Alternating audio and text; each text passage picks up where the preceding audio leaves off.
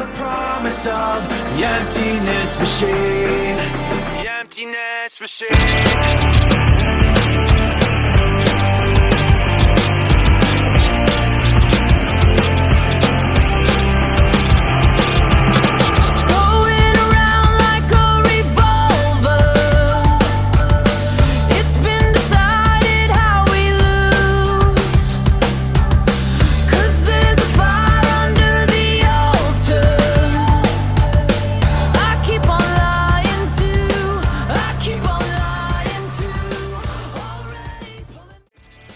Нашето приключение на остров Крит започна от плажът Сейтна Лимания. Гледката, която се разкри при пристигането ни там, беше впечатляваща. Плажът е много красив, но и трудно достъпен. Ако ходите до там, е препоръчително да си носите яква обувки и да сте там преди 5 часа, защото след това слънцето се скрива зад скалите и плажът губи част от блясъка си. Сейтън Лимания е едно от скритите бижута на Крит. Малък залив, сгушен между високите скали. Стигайки тук, имаш усещането, че си попаднал на тайно място, за което не всеки знае.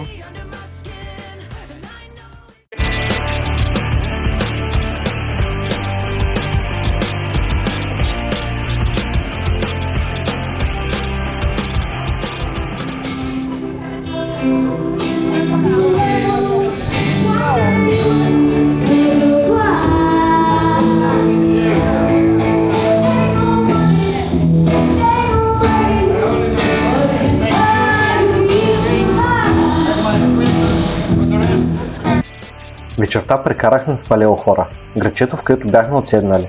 Нощният живот там беше на ниво. Все пак посетихме Крит в разгара на сезона. Малките заведения бяха изкарали цветни столчета и маси на улицата, както в повечето градчета в Гърция, които сме посещавали.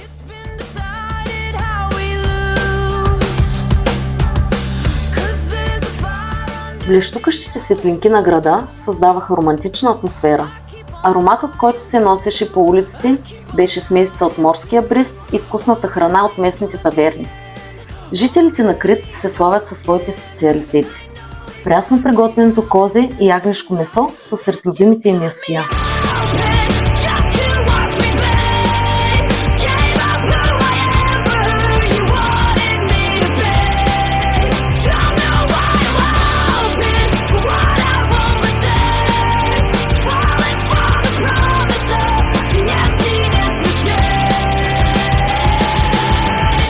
Напазарувахме си няколко сувенира, като ни направи впечатление, че те са изработени от местни занаятчии, което в днешно време е рядкост при всичката стока, която ни залива от Китай.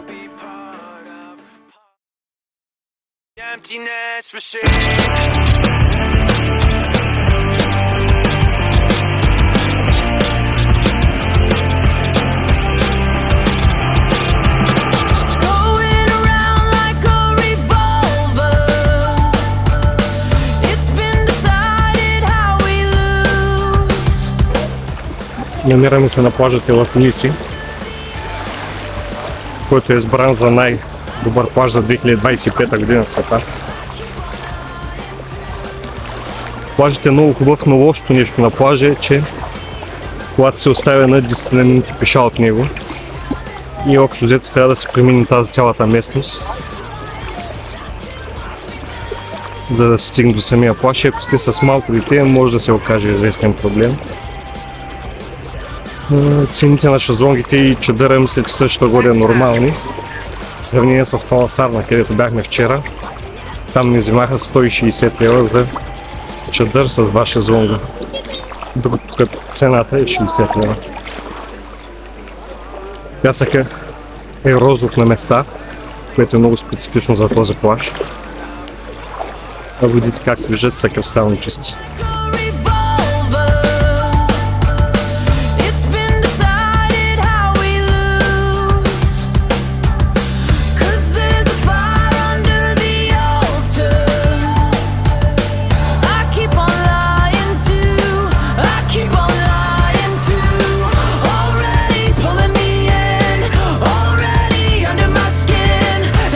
Може би сте чували, че на Крит се отглеждат на 20 милиона маслинови дръвчета. Местните са се възползвали от този факт и сред тях има много занаятчии, които обработват дървото до най-древния детайл. По случайност попаднахме в магазина на един от тези вълшебници, самият Манолис, чието име в превод означава луд магиосник. Oh, nice name. So, you come here again, now for more sweetness, okay? Everywhere, put everywhere. Бомбонки за всеки джоб. This lucky star come with you. That's for me. You must take something. What's the remote here? What's the remote? Thank you. Yeah, put in your neck. Направиха ни подарък, понеже не мога да спътим с карта. Bravo, now you have something. You have a lucky star. Thank you guys very much. Bravo. Yeah. Everything is so beautiful. Not bad.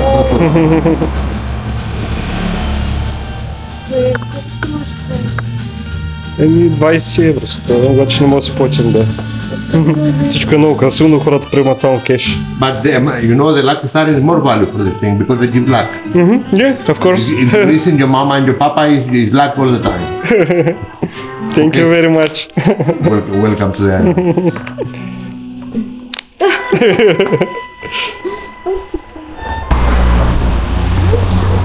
Цялата земя е обсипана с стотинки.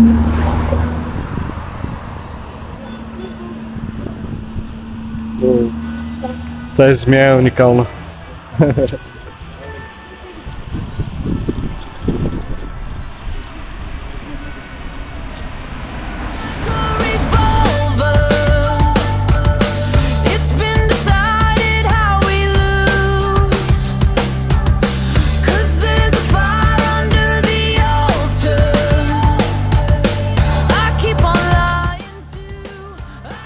Вечерта ни завърши с посещение на близката таверна, която имаше приятна атмосфера и кът за най-малките.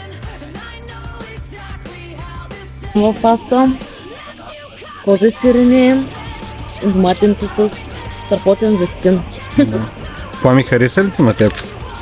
Аз не съм позалил.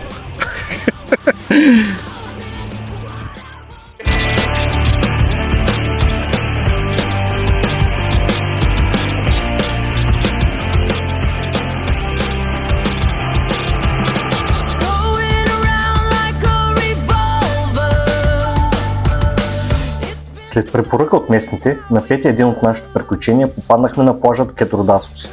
Той се посещава главно от тях и от туристите с по-приключенски дух. Пътят до самия плаж е 20 на минути пеша, по стръмен склон. Целият плаж е обсипан с хвойнови дървета, под чиято сянка може да се скриете от жаркото слънце.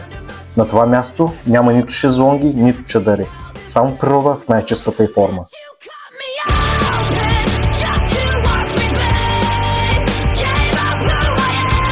Отделихме цял ден за посещението си на най-големият град в Западен Крит, а именно Ханя. Посетихме най-значимата катедрала в града – Панагия Тримартири, кръстена на девата на тримата мъченици, покровител на града.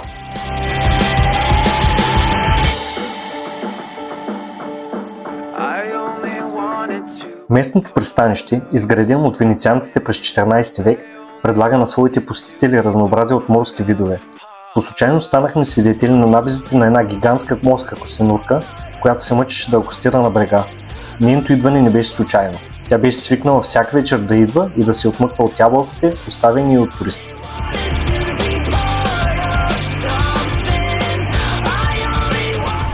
Намираме се на пристанището в Ханя. Е така известният фар в Ханя. Той е по-известен като египетския фар. Неговото изграждане е започнало в края на 16 век и е приключило в началото на 17. Той е известен като един от най-старите фотографирани фарове в света.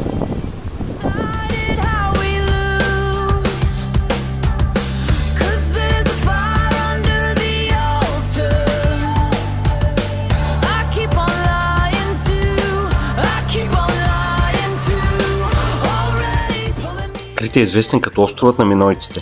Той е минал през много различни управления през годините. Бил е владян от гърци, римляни и дори египтяни, докато накрая през 1913 година той влиза във владение от гърците и остава така до ден днешен.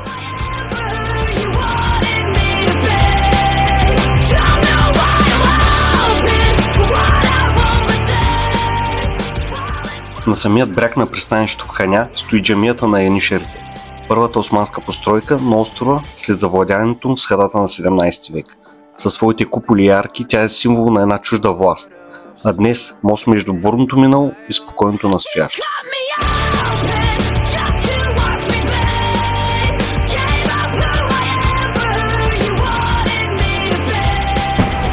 Това е плажът Паласарна и точно за тези скали се намира плажът Палос.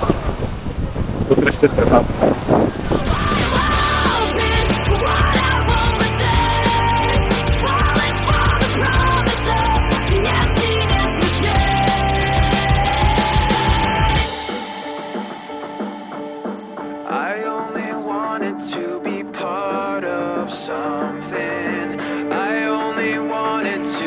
Паласарна е място, където Егейско и Средиземно море се срещат. Тук някога е имало древен античен град с огромно укрепено пристанище. Днес обаче той е на сушата, заради тектоничното повдигане на острова.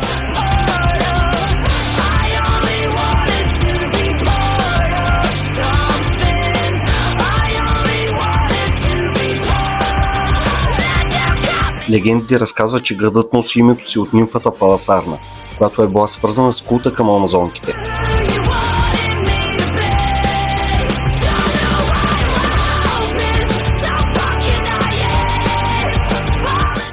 Когато търсих не работи, но в едно съседно село намерихме подобна. Един много приятен човек ме обслужва, но за жалост не знае грам английски. Но на телефона си написа на преводача, че жена му я няма и половината неща не могат да ни бъдат сготвени. Но не е проблем, ще видим каквото може да ни предложи той. Комуникацията на ниво. Τώρα έχω ανάψει, τώρα έχω ανάψει.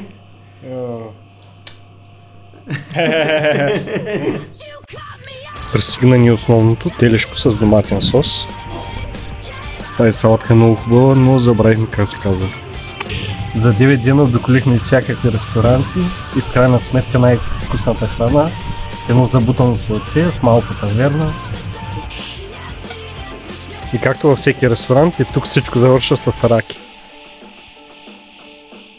И грозди, което човека каза, че самичък е произвел.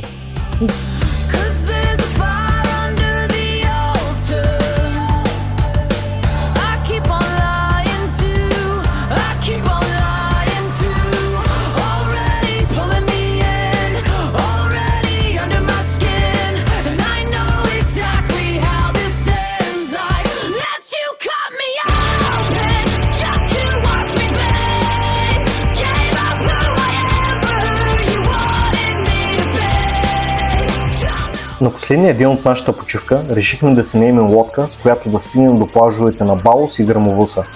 Лодката наехме от Кисамос, малко градче до Балос, на което има пристанище. Хората, които даваха лодките под наем, първоначално бяха скептични, поради липсата ни на опит в морето, но в крайна сметка успяхме да ги убедим и отплавахме.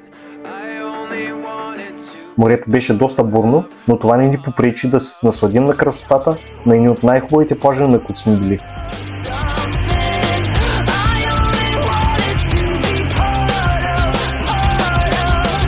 Ако видеото ви е харесало, моля споделете го с приятели и се абонирайте за канала. С това ще помогнете за нашето развитие. Благодаря и до нови срещи!